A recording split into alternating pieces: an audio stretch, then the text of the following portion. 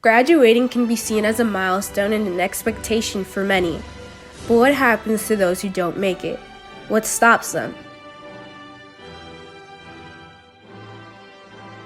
The average graduation rate in the state of Maryland is 86.7%.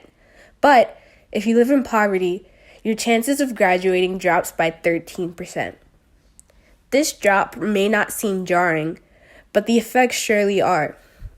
Poverty has a big effect on graduation rates. This can also affect the quality of the education that a child is receiving. Class size can heavily impact the learning experience of a student. The average student-to-teacher ratio in the U.S. is 24.2 to 1. But you can notice that in low-income areas, the ratio is much higher. I had differing class sizes, but nothing that was less than 25 kids in my room. And one of my classes, I remember, was 43 kids at some point. Managing a classroom culture and behavior is a challenge in itself. When you have a smaller group, you're able to for that. You're able to give more attention to people. It's less opportunity for other students or like for people to get off task because you're able to give more attention, right? I mean, there were just numerous ways. But when teachers have classes that are too large, they can't give kids what they need. You know, every kid learns in a different way. Some kids need more support than others. With large class sizes like that, you're just not able to differentiate the learning in a way that's best for students. Another major impact is the quality of the school's environment. Culture in place at Roosevelt where students are invested in their learning, they're invested in this sense of community. The schools that I worked at, they didn't necessarily have this culture. I think like one of the big issues was behavior. Students could get away with anything. Teachers, you wanted to have systems in place to manage that, but I had kids tell me, "F you, Mr. Thomas. You're a BAN." I had kids call me all that stuff, right? And what would you think? You'd think, okay, if a kid says F you in front of the class, you got to send them out of your classroom and send them to the principal. But, kids would go to the principal, and there were already too many kids in the principal's office. The principal just sent that kid back, right? And so there's just a lack of accountability. Kids knew that they could pretty much get away with doing whatever they wanted and saying whatever they wanted. Often, students from low-income families have other issues affecting their learning. I think it was last year, whose parents decided to take him out of school, and he had to work and contribute money to his family. And then, you're concerned about making ends meet at home. I think that puts more pressure on students. So I think the increase in stress can be one of the things that contributes to a mental health situation. So I just think it's difficult. If you are in poverty, health might be a little more of a risk, as far as you don't go to the doctor as much. I mean, I remember when I was younger and my family didn't have health care, I didn't go to the doctor unless I was really, really sick. So if health is already a little shaky there, then, what if you do get sick and then you get really sick? Or what if your little brother's sick? There's just a lot of circumstances and things that happen.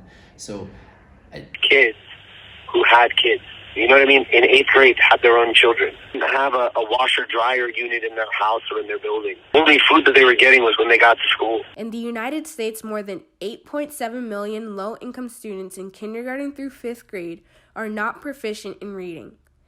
As they begin to attend high school, this disparity is even more prevalent. Well, they had been robbed of a quality education from a young age. It's very likely that many of them didn't come into kindergarten on kindergarten level.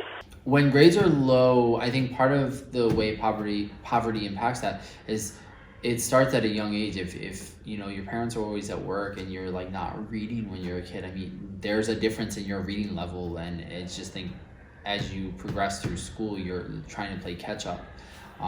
So I think that's one thing. It's just there might be basic skills that are lacking that can kind of be attributed to the lack of resources from when kids are younger. So I think something I talk about a lot with my brother, because he's a middle school math teacher, is why are we forcing kids into math classes where they don't understand what they're doing instead of reteaching them the basics they need to understand? I mean, why put them in algebra if they can't do basic math? These students are not able to get a quality education so often they fail standardized tests because of the gap. If kids are falling behind, a lot of time they're falling behind very early in school.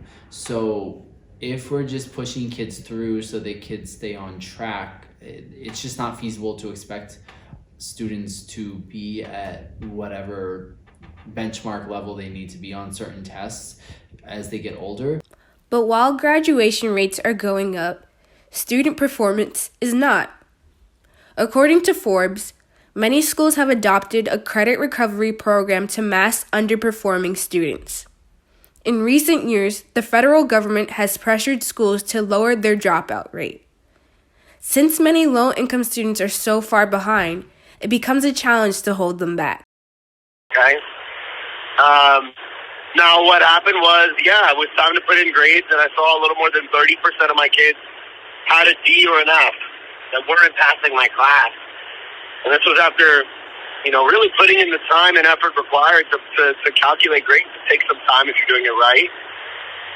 And my boss called me and some other teachers in their office and said, hey, look, we know you did a thorough job with your grades, and we appreciate that. But guess what? You're failing too many kids. And if we're failing this many kids, we're going to get looked at extra hard by central office from the district. And we don't want that to be the case. And so you actually need to be, instead of failing as many kids as you did, you need to actually be failing not more than 10% of your kids. And so what did this mean?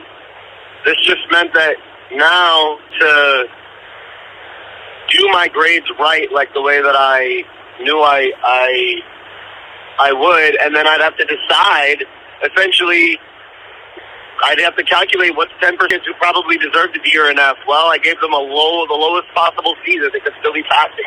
How many kids are you supposed to hold back? School doesn't have enough space for that. What happens then to the next ninth grade if 50% of them stay behind? What happens to the kids that are coming up in the next grade? They're supposed to have a class that's double the size now, so there's all kinds of logistical issues at play. Like 3 or 4 years ago, when the county was really pushing graduation requirements, and I think Duval had like a 99% graduation rate. Like, I just don't see how any school has a 99. I mean, maybe somewhere, but it seemed ridiculous that 99% graduation rate at Duval, and we have like a 90% graduation rate. If you look at scores and everything, academics, Roosevelt's the best school in the county. So how does Duval have a 99% graduation rate unless things are being made easier?